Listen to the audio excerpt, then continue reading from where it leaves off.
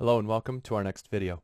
In this lesson, we're going to quickly install Brackets, which is a free web development platform available from Adobe. So go to brackets.io and download the Brackets version for your current machine that you're on.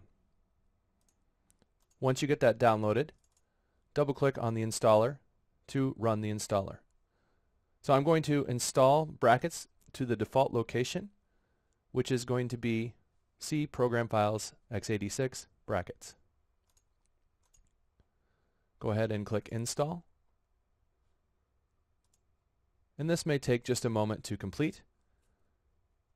And there we see that Brackets was successfully installed.